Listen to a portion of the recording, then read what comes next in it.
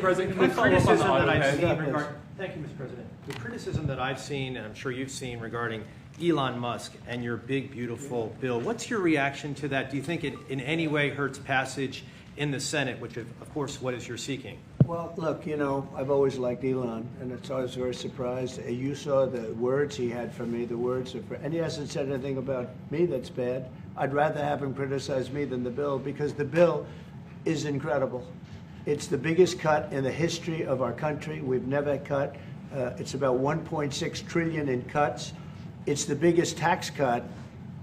You would say, people's taxes will go way down, but it's the biggest tax cut in history. It's we are doing things in that bill that are unbelievable. And when you look at what we're doing for small businesses, for people, for middle-income people, all of the things that we're doing, nobody's ever seen anything like it.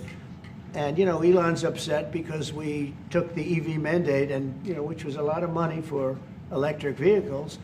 And, you know, they're having a hard time, the electric vehicles. And they want us to pay billions of dollars in subsidy. And, you know, Elon knew this from the beginning. He knew it for a long time ago. That's been in there. That's been, I would say, J.D., that hasn't changed. That's been right from the beginning, I think, Mr. Secretary, that hasn't changed at all, right from the beginning. But I know that disturbed him. He wanted, and rightfully, you know, he recommended somebody from that he, I guess, knew very well. I'm sure he respected him, but to run NASA, and I didn't think it was appropriate. And he happened to be a Democrat, like totally Democrat. And I say, you know, look, we won. We get certain privileges, and one of the privileges, we don't have to appoint a Democrat. NASA is very important. We have great people. General Kane is going to be picking somebody with our, we'll be checking him out and seeing, but he wanted that person, a certain person, and we said no. And, you know, I can understand why he's upset. Remember, he was here for a long time. You saw a man who was very happy when he stood behind the Oval Desk, and even with the black eye, I said, do you want a little makeup? We'll get you a little makeup. But he said, no, I don't think so, which is interesting and very nice. He wants to be who he is, so you could make that statement too, I guess. Look, Elon and I had a great relationship. I don't know if we're well anymore. I was surprised because you were here. Everybody in this room practically was here as we had a wonderful send-off. He said wonderful things about me. You couldn't have nicer, said the best things. He's worn the hat. Trump was right about everything. And I am right about the great, big, beautiful bill. We call it a great, big, beautiful bill because that's what it is. And again, biggest tax cuts in history, biggest economic development moves anywhere. We've never done anything like it. Business is spurred. And I don't know if you've seen the numbers, but the numbers came out. Even the CBO, which is run by Democrats, said that we're going to be doing, you know, I'd like you to discuss it, the 2.8 trillion, that CBO. This is a group of people that are Democrats. They're very hostile to us. They just came out with phenomenal numbers, what it does. You want to mention that, Scott? Yes, sir. So what we've seen is we keep hearing from the CBO that there's going to be a large deficit from the bill, which we disagree with, but using the CBO scoring, they came out and scored the tariff revenue. We think it'll be the minimum of $2.8 trillion over the 10-year window, which actually puts the bill in surplus if you include the tariff revenue, which they won't do. It gives you a tremendous surplus, but we're not allowed to use that. For some reason, they say scoring. Nobody knows what scoring means. Maybe a couple of people, but nobody. Somebody sits in the background. They say, well, we're not going to allow that. They're not allowing other things that we have that are tremendously profitable for our country. But if you saw the other day, CNBC, they came out with numbers, and the people on the show, very good people, I've watched them for a long time, they couldn't believe the numbers, how good they are. The numbers were incredible, and that was personal income and also very low inflation. We have very low inflation. We're down to 2% now, and maybe even lower than that. And when I took it over, it was a mess. Remember, we had the worst inflation probably in the history of our country. They say 48 years, but let's say I think it's worse than that.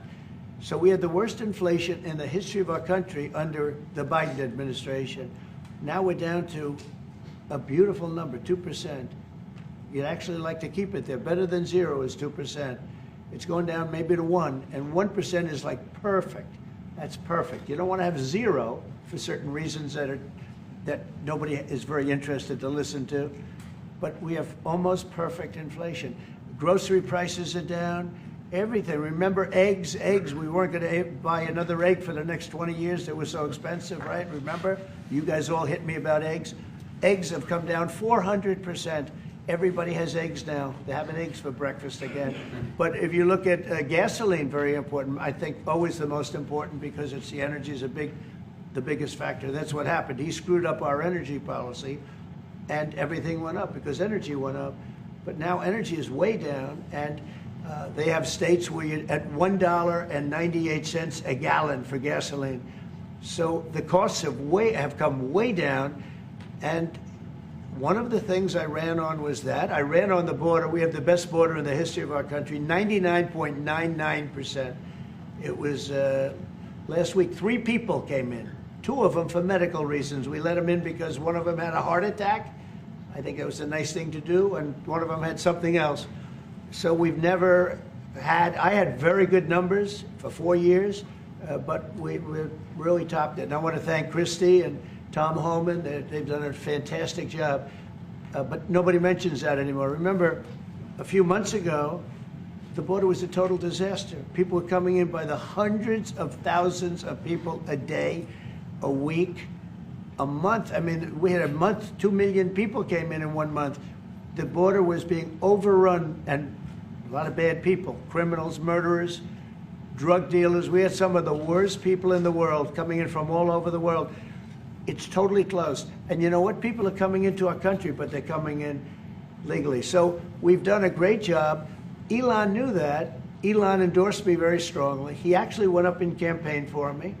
I think I would have won. Susie would say I would have won Pennsylvania easily anyway, even if the governor ran, the real governor, not the governor from Minnesota, he's a sick puppy, that guy. That poor guy, I feel sorry for him. But they made a bad choice with him. But if you pick Shapiro or anybody else, I spoke to him recently about his house being set on fire, which was terrible. But if they picked him, I would have won Pennsylvania. I won it by a lot. But I'm very disappointed because Elon knew the inner workings of this bill better than almost anybody sitting here, better than you people. He knew everything about it. He had no problem with it. All of a sudden he had a problem. And he only developed the problem when he found out that we're going to have to cut the EV mandate, because that's billions and billions of dollars. And it really is unfair. We want to have cars of all types. Electric, we want to have electric, but we want to have a gasoline, combustion. We want to have different. We want to have hybrids. We want to have we want to be able to sell everything.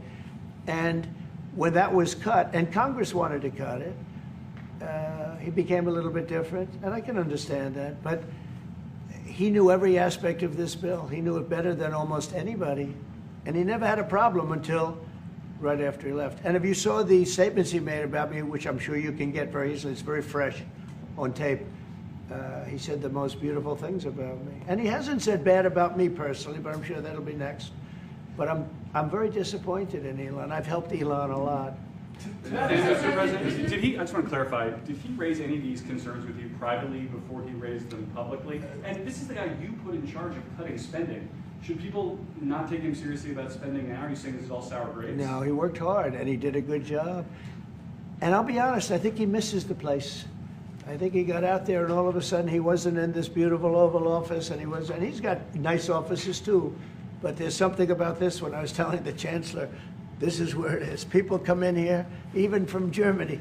They come in and they walk into the Oval Office, and it's just a special place. It's, World War I, it started and it ended here, and World War II, and so many other things. Everything big comes right from this beautiful space. It's now much more beautiful than it was 6 months ago. A lot of good things are happening in this room. And I'll tell you, he's not the first. People leave my administration and they love us. And then at some point they miss it so badly. And some of them embrace it and some of them actually become hostile. I don't know what it is. It's sort of Trump derangement syndrome, I guess they call it. But we have it with others too. They leave and they wake up in the morning, and the glamour's gone, the whole world is different, and they become hostile. I don't know what it is. Someday you'll write a book about it, and you'll let us know.